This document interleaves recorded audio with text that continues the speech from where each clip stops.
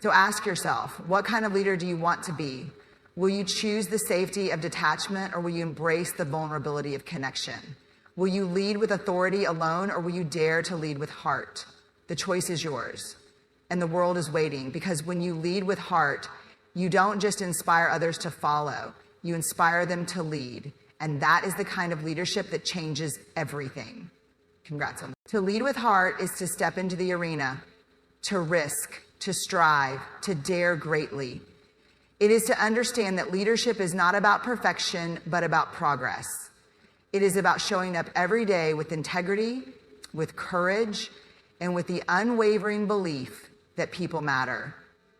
It is about knowing that your greatest legacy will not be the awards you win or the profits you generate, but the lives you touch, the trust you build, and the love you share. None of this is easy. In fact, it is profoundly difficult. Leading with heart means opening yourself up to the possibility of disappointment, betrayal, and failure. It means caring deeply, knowing full well that you might not always be met with the same level of care in return. But it also means experiencing the profound joy of connection, the satisfaction of making a difference, and the fulfillment of knowing that you have lived and led authentically. As Theodore Roosevelt famously said, it is not the critic who counts, not the man who points out how the strong man stumbles or where the doer of deeds could have done them better. The credit belongs to the man who is actually in the arena, whose face is marred by dust and sweat and blood, who strives valiantly, who errs, who comes short again and again because there is no effort without error and shortcoming, but who does actually strive to do the deeds, who knows great enthusiasms to whomever has error, who is no better than the person who tries again, the great devotions, who spends himself in a worthy cause, who at the best knows in the end the triumph of high achievement, and who at the worst, if he fails, at least fails while daring greatly. Your altar is those made famous by your words, those offered in the presence of your light, and those daring greatly. When you lead with heart, you also create a culture of belonging. Belonging is not just about inclusion, it is about connection. It is about fostering an environment where people feel safe to express themselves, to take risks, and to bring their full selves to the table. This kind of culture does not happen by accident. It requires intentionality, humility, and a commitment to continual growth. Disclaimer number 2, everyone in your organization is not your community. False insincerity is not your community. As a leader, you must be willing to look inward, to confront your own biases, and to model the behaviors you wish to see in others. You must demonstrate the courage to apologize when you fall short and the grace to forgive when others do the same. As Nelson Mandela said, resentment is like drinking poison and then hoping it will kill your enemies. To lead with heart is to choose connection over resentment, collaboration over competition, and love over fear. Leadership rooted in heart is also about fostering a sense of purpose. People are not inspired by tasks.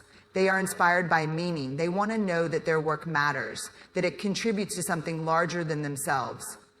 A leader who leads with heart understands this and takes the time to articulate the why behind the what. They connect the dots between individual contributions and collective outcomes, helping others see how their efforts fit into the bigger picture. This sense of purpose not only motivates, but also sustains people through challenges. As Viktor Frankl wrote, those who have a why to live can bear almost any how.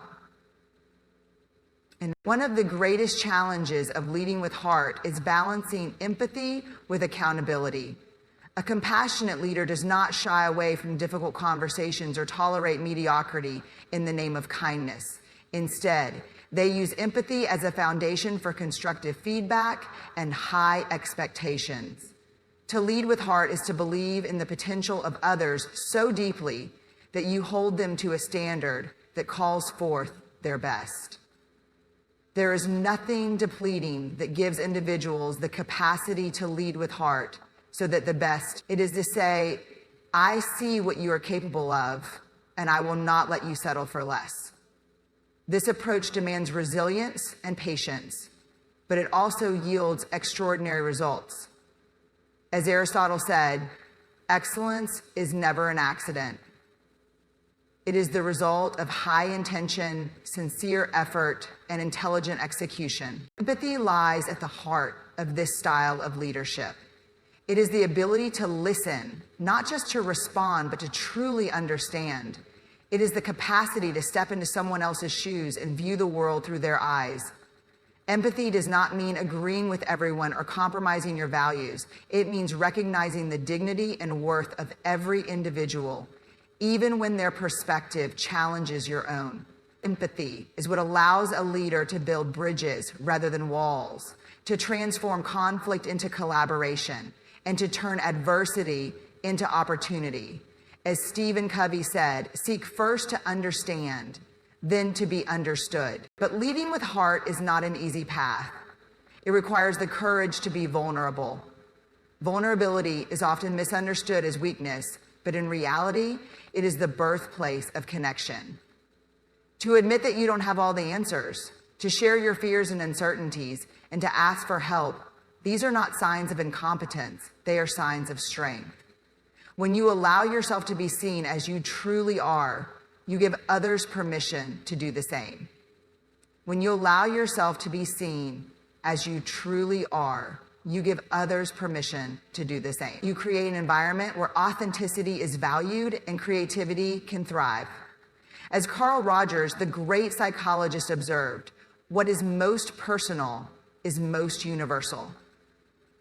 Your willingness to lead with heart not only strengthens your connection to others, but also deepens their connection to the mission you share. And to lead with heart is to recognize that leadership is inherently relational. You cannot lead effectively without understanding the humanity of those you guide. People are not merely instruments to achieve an objective. They are complex, dynamic beings with their own stories, aspirations, and challenges. Leadership begins with seeing them, not as faceless members of a team, but as individuals with unique contributions to make. As Ralph Waldo Emerson once said, the only way to have a friend is to be one. This principle applies equally to leadership. To inspire trust, you must first extend it. To inspire loyalty, you must first offer it. To ignite passion, you must embody it. And to provoke growth of great leaders, you've got to build trust. So as you step into the arena of leadership, ask yourself, what kind of leader do you want to be? Will you be content to lead with authority alone, or will you dare to lead with heart? The choice is yours, and the stakes could not be higher. Because when you lead with heart, you don't just change the lives of those around you, you change the world. And that is a legacy worth fighting for. Leadership is not merely a position, a title, or an accumulation of authority. It is an act of profound responsibility. A willingness to step into the unknown and guide others toward a vision greater than yourself. At its core, leadership is not about domination or control, but about impact. And the most enduring, transformative impact emerges not from calculated strategies or perfected presentations, but from leading with heart. If leadership is not built on monikers and reports and countless numbers and webinars, it is an act of profound responsibility that impacts the ultimate success with bigger impact than impact. It is through the courage to align your actions with empathy, authenticity, and purpose that you unlock the true potential of leadership, both for yourself and for those you serve. In the end, daring to lead with heart is not about grand gestures or sweeping reforms. It is about the small, daily acts of courage and compassion that build trust and inspire others to bring their best selves forward. It is about choosing to lead with integrity even when no one is watching. It is about daring to be human in a world that often asks us to be anything but. And it is about holding fast to the belief that leadership at its best is not about power or control, but about love and inspiration. And it is about daring to lead with heart. It is about gratitude at raising awareness. It is about forgiveness at its best. It is not about power or control, but about love. To lead with heart is to plant seeds you may never see grow. It is to trust that the impact of your actions will outlast your tenure, your title, or even your time on this earth. It is to believe, as Mahatma Gandhi did, that the best way to find yourself is to lose yourself in the service of others. This is the kind of leadership that changes lives, not just the lives of those you lead, but your own life as well. So many times I am struck on leadership and how extremely vital that behavior integrity is. If we are not leading ourselves, we are terribly leading the world and others in the process. It is to believe, as Mahatma Gandhi did, that the best way to find yourself is to lose yourself in the service of others. This is the kind of leadership that changes the world, and the world is a reflection of it. Because when you lead with heart, you discover a deeper sense of fulfillment and purpose than any accolade or achievement could ever provide. And from that place, ultimately, as a leader, your job is not to build better buildings. Your job is to clear doodles and what that doodles are supposed to do. But make no mistake, leading with heart is not for the faint of heart. It requires resilience, humility, and an unwavering belief in the power of people. There will be times when it feels easier to retreat into the safety of authority, to rely on systems and structures rather than human connection. There will be times when leading with heart feels like swimming upstream against a current of cynicism and resistance. In those moments, it is vital to remember why you chose this path. Leadership is not about serving yourself. It is about serving others. It is about creating a ripple effect of kindness, courage, and change that extends far beyond what you can see. At its core, leading with heart is about prioritizing relationships. It is about recognizing that no one achieves success alone and that the strength of any team lies in the connections between its members. When we invest in those relationships, when we take the time to listen, to mentor, to celebrate others' victories as our own, we build a foundation of trust that can weather any storm. As John Maxwell wisely said, people don't care how much you know until they know how much you care. Leading with heart also means embracing empathy, not as a soft skill, but as a fundamental leadership capability. Empathy allows us to step into someone else's shoes, to see the world from their perspective, and to respond with compassion. It bridges the gaps that divide us and helps us find common ground. Empathy does not mean we shy away from difficult conversations or lower our standards. Rather, it enables us to engage in those conversations with grace and to hold others accountable in a way that uplifts rather than diminishes. Our mental toughness is at our core, a fundamental part of a well-rounded individual. And at the heart, we are strong, empathetic people. The world we live in often rewards cold efficiency and detached professionalism, but those things alone cannot inspire greatness. They cannot build the kind of loyalty and commitment that arise when people feel seen, heard, and valued.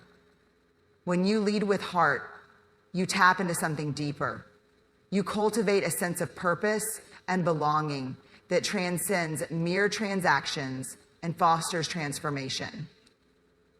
As Simon Sinek has said, leadership is not about being in charge. It is about taking care of those in your charge. Yet, leading with heart is not without its challenges. It demands that we confront our own insecurities, our own fears of rejection or failure. It requires a willingness to admit when we're wrong, to apologize, to forgive, and to grow. These are not easy tasks. They are the heavy lifting of leadership, the kind of work that doesn't always show up in performance reviews or quarterly reports, but makes all the difference in the culture you create and the legacy you leave behind. It is in these moments of struggle and self-reflection that true leadership is forged. This kind of leadership is not about being perfect. It is about being present. It is about showing up fully, even when it's hard, even when you feel exposed. Vulnerability is often misconstrued as weakness, but in reality, it is the truest form of strength. When you lead with heart, you create space for others to do the same. You model the kind of courage that inspires trust, fosters collaboration, and unlocks potential in ways that fear and authority never could. And for you as a leader, you must be willing to open the door to the vulnerability that inspires trust, fosters collaboration, and unlocks potential in ways that fear and authority never could. As Brene Brown reminds us, vulnerability is the birthplace of innovation, creativity, and change. Right before she left, she said, "This is the space for prayer, affirmations, and accountability." To lead with heart is to acknowledge the humanity of those we serve. It is to understand that the people around us are not cogs in a machine or numbers in a spreadsheet, but living, breathing beings with dreams, fears, and aspirations. This understanding requires courage because it forces us to see beyond the superficial metrics of success, beyond the cold stereotypes of roles, bigger or smaller than individual contributor, spouse, kids, relationships, or marketplace of work. It asks us to step into the discomfort of genuine connection, to meet others where they are, and to walk alongside them, not as an infallible figure, but as a fellow human being. As Maya Angelou so beautifully said, "People will forget what you said, people will forget what you did, but people will never forget how you made them feel." The courage to lead with heart is an extraordinary act of defiance against the status quo. It challenges the deeply ingrained notions that power is best wielded through authority alone, that strength is found in detachment, and that leadership is a practice of calculated control. But what if we dared to question those assumptions? What if we dared to find leadership as a practice of vulnerability, a demonstration of authenticity, and an unrelenting commitment to connection? It is the unrelenting commitment to connection. The truth is, leading with heart is not just an option. It is an imperative for those who seek to create lasting impact in a world that so desperately needs it.